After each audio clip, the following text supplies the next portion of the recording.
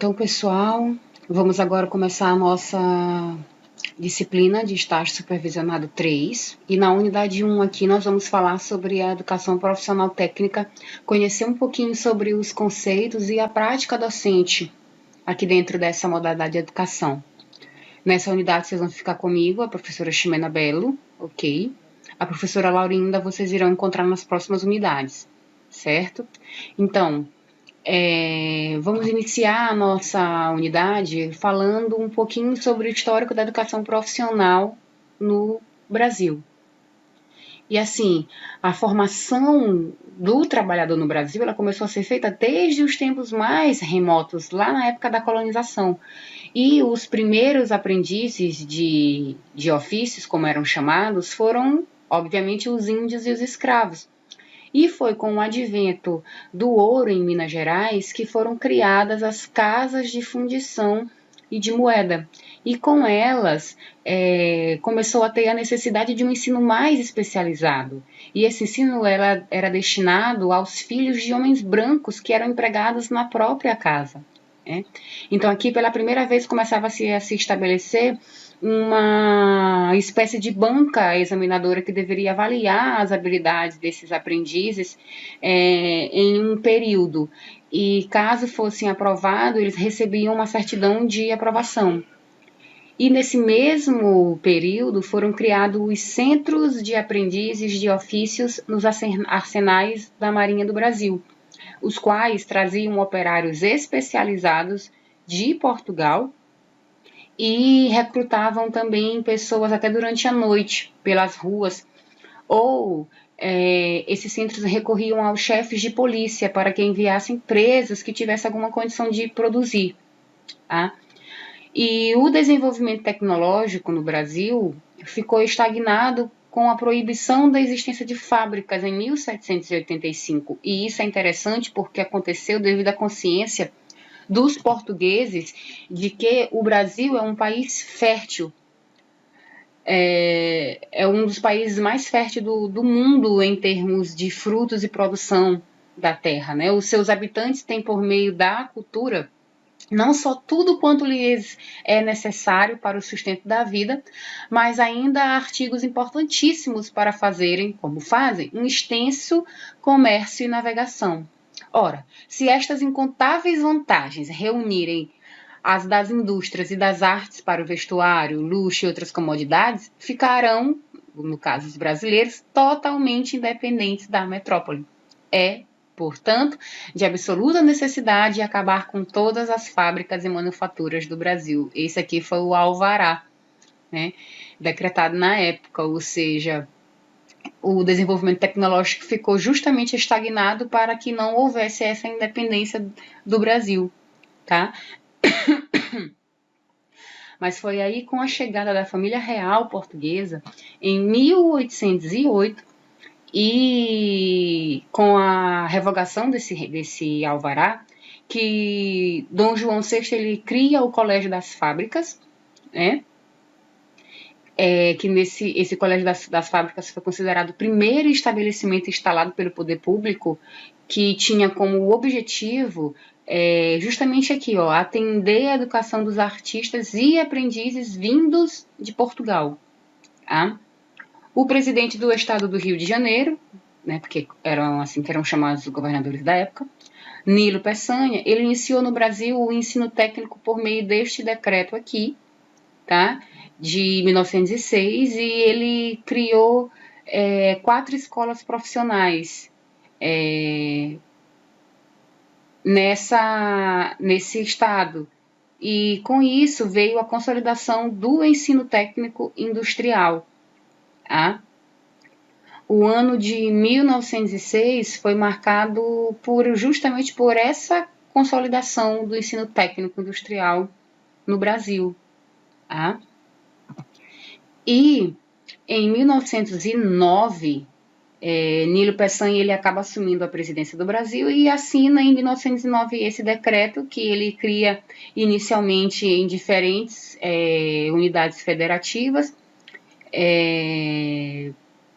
19 escolas de aprendizes artífices, como eram chamadas, que essas escolas eram destinadas ao ensino profissional primário e gratuito. Tá?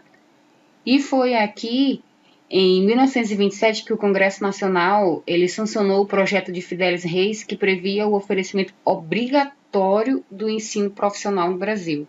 Ou seja, aqui começou a ser obrigatório o ensino técnico, né? E em janeiro de 1937, foi assinada esta lei aqui, que transformava as escolas de aprendizes e artífices em liceus profissionais, que eram destinadas ao ensino profissional de todos os ramos e graus. Tá? E em 1942, com esse decreto aqui 4.127, as escolas de aprendizes e artífices foram transformadas em escolas industriais e técnicas, passando a oferecer a formação profissional em nível equivalente ao nível lá do secundário.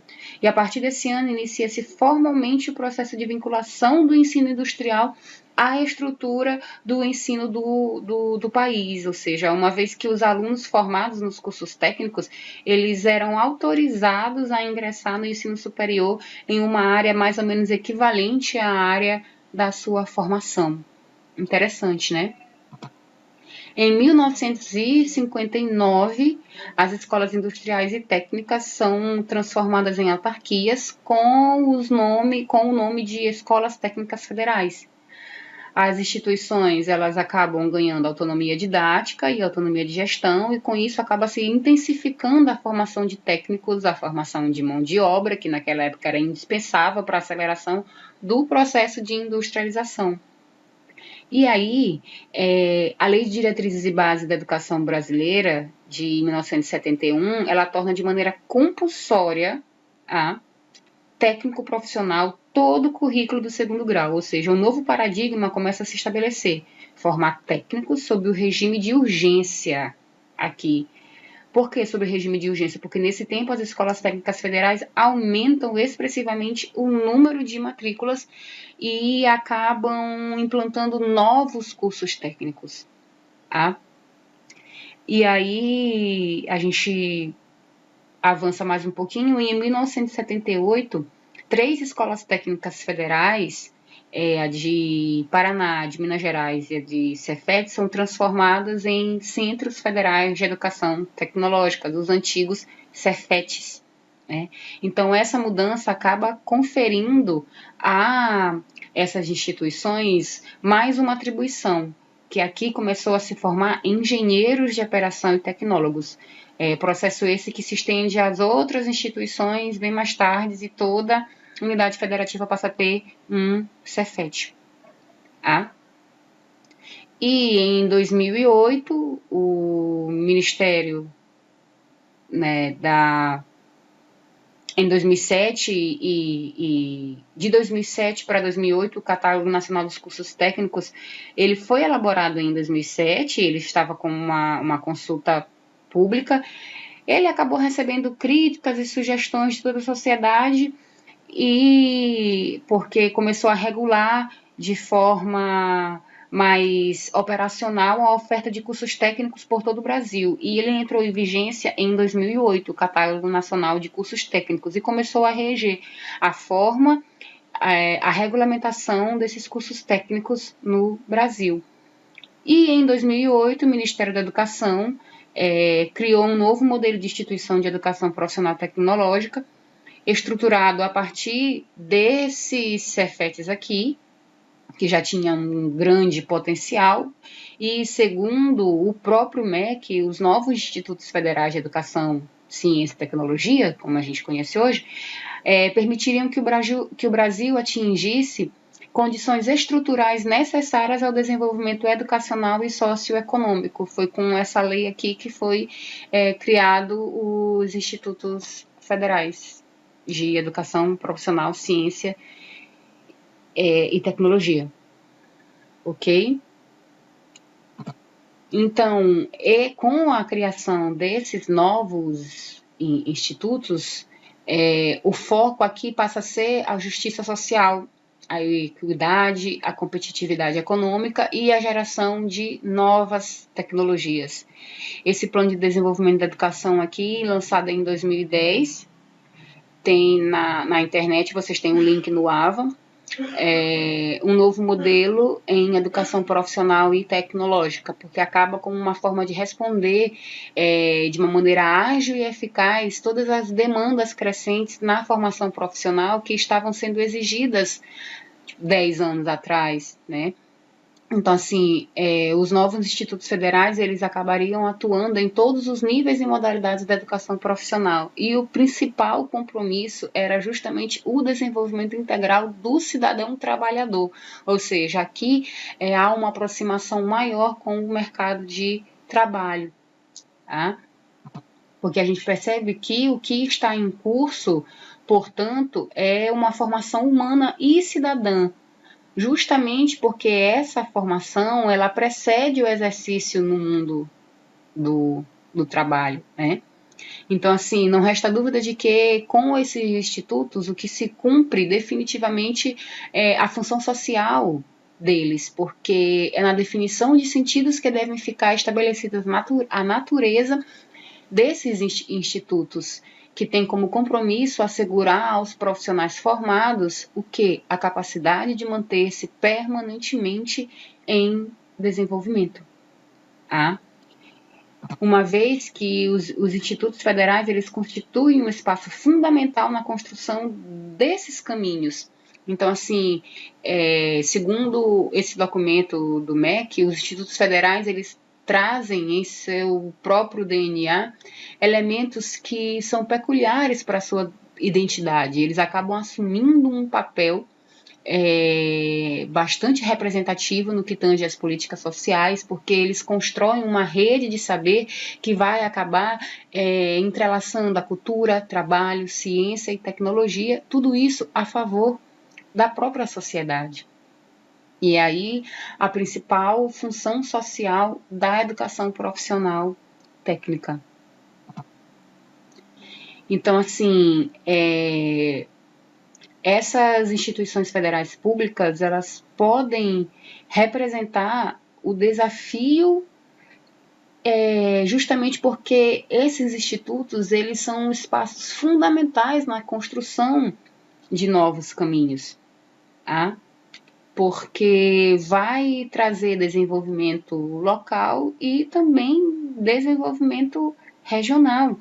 Eles acabam sendo potencializadores de uma educação que proporciona à pessoa o desenvolvimento de sua capacidade e com isso gera conhecimentos a partir de uma prática, e essa prática ela não é estagnada, é uma prática que se contextualiza com a própria realidade daquele indivíduo. Então, assim, os institutos federais, eles passam a fazer parte indissociável da educação nacional. Na autonomia que lhes é conferida, esses institutos, eles dialogam de uma forma bem ampla, porque eles são considerados uma forma de promover o crescimento saudável da comunidade. Então, aqui começa-se a ter um olhar mais social desses institutos. A realidade que se vislumbra com os institutos federais é que eles constituam um marco nas políticas para a educação no Brasil, pois revelam uma dimensão da educação profissional alinhada com as políticas de inclusão e com um projeto de nação. Lembrando que isso aqui é um recorte do documento que vocês têm acesso no AVA, ok? De acordo com Regina Célia, na obra O Curso de Didática Geral, ela fala que a necessidade de conhecimentos, habilidades e atitudes técnicas pedagógicas por parte do docente na educação profissional técnica limita a sua capacidade de planejar o ensino-aprendizagem, também limita a sua capacidade de realizar a mediação no âmbito da docência, de utilizar de forma adequada, por exemplo, recursos didáticos, de avaliar a aprendizagem e de saber trabalhar com jovens e adultos. Por isso, a prática docente na educação profissional e técnica necessita realmente de um olhar um pouco mais focado nessa modalidade de educação, justamente porque, diante dessas mudanças no mundo moderno, os objetivos da educação profissional e das necessidades de competências, tanto técnicas como pedagógicas, que demandam de todos esses profissionais que atuam nessa modalidade de educação, é fundamental ser pensado através de um prisma em que as técnicas e os métodos pedagógicos são apenas alternativas para o professor superar todos os desafios que eles encontram lá na EPT, entendeu? Então, assim, percebendo que a análise da docência na educação profissional e técnica mostra aspectos específicos dessa modalidade de ensino, tá? Em que elementos variados acabam demarcando diferenças significativas em relação, por exemplo, ao perfil do profissional que atua como docente nos cursos técnicos. Na rede federal, de educação profissional científica e tecnológica, geralmente exige-se concursos públicos, a formação em curso de graduação na área específica do conhecimento em que o professor vai atuar, sendo bastante valorizada a formação em nível de pós-graduação, o estrito sensu. Tá? Já nas escolas privadas, por exemplo, normalmente na contratação de professores, aqui é priorizada a experiência profissional na indústria, tá? Focalizando o aspecto prático relacionado ao exercício profissional. A docência na educação profissional técnica apresenta questões que demandam dos professores conhecimentos que viabilizem aos alunos uma formação que acaba não se limitando apenas a uma visão técnica, né, de apenas treinamento, e sim uma visão que seja direcionada a uma concepção mais ampla de ensino. Tá? Então, aqui, a complexidade do trabalho docente decorrente de transformações trazidas pelas novas políticas educacionais que implicaram, por exemplo, mudanças na organização escolar comum a outros níveis de ensino, se amplia muito mais quando se volta o olhar para o trabalho docente aqui na EPT, né? Porque a própria natureza da educação tecnológica ela acaba compreendendo diferentes atividades teóricas e práticas também, e necessita de espaços físicos diferenciados, que vão além de sala de aula, como, por exemplo, laboratórios, oficinas, e muitas vezes aulas em outros ambientes externos do campo profissional, o que apresenta novas exigências ao trabalho dos professores, né? Além disso, um outro fator que pesa muito na prática da docência é a dificuldade de articulação e até mesmo de integração entre o ensino acadêmico, aqui, ó, e o ensino profissionalizante, que se manifesta por meio da variedade de modalidades de oferta. Pode se manifestar também através da desarticulação de currículos, das extensas jornadas de atividades que os alunos têm, o que contribui para o isolamento entre os professores da área básica e os da área técnica, né, que são os que desenvolvem o trabalho docente na mesma instituição. Então, assim, pensar a prática docente na educação profissional técnica é realmente refletir como essa modalidade de educação pode ser um modelo que aproxime muito mais o indivíduo do mercado de trabalho, mas também que acabe pensando que essa prática docente precisa realmente ter um olhar um pouco mais profundo, ter um olhar um pouco mais cuidadoso. Tá?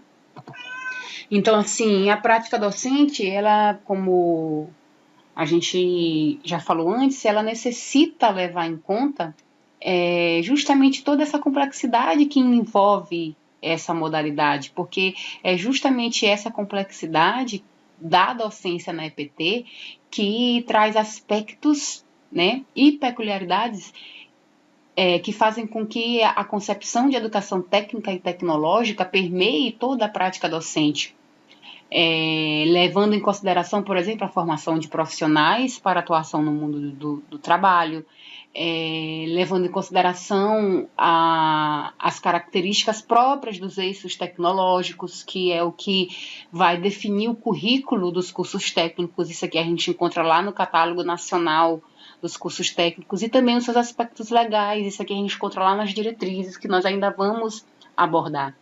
Tá?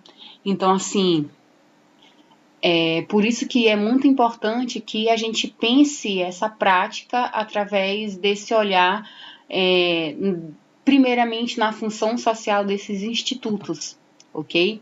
Então, assim, aqui na unidade 1 nós vimos um pouquinho sobre isso, sobre essa prática docente e como foi que a educação profissional técnica começou aqui no Brasil. Nós vamos dar continuidade lá na unidade 2, ok? Então, comece onde você está, use o que você tiver e faça o que você puder.